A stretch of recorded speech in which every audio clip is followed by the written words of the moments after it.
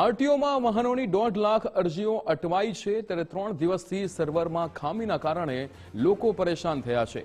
Server ખોટકાતા ટ્રાન્સપોર્ટરને નવી પરમિટમાં હાલાકી પડી રહી છે। ઉનાળુ વેકેશનમાં ટુરિસ્ટ વાહનોની માંગમાં પણ વધારો થયો છે ત્યારે અઠવાડિયામાં નિરાકરણની આરટીઓ અધિકારીએ ખાતરી આપી છે।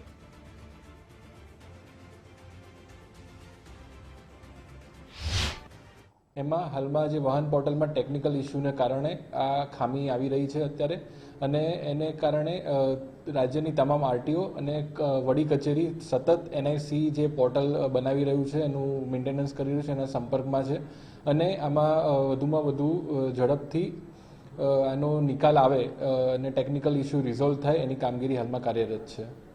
છેલ્લા 2 દિવસથી આ કામગીરી પર અસર પડી છે, પરંતુ નજીકના સમયમાં જ આ રિઝોલ્યુશન આવી જાય એનું એનઆઈસી તરફથી કામગીરી હાલમાં કાર્યરત છે અને તમામ અરજદારોને અત્રેથી અપીલ એક જ છે કે જો આપને આ કામમાં ઉતાવળ ન હોય તો આ અઠવાડિયું કચેરી ખાતે અપોઇન્ટમેન્ટ લઈ અને આવવાનું ટાળજો।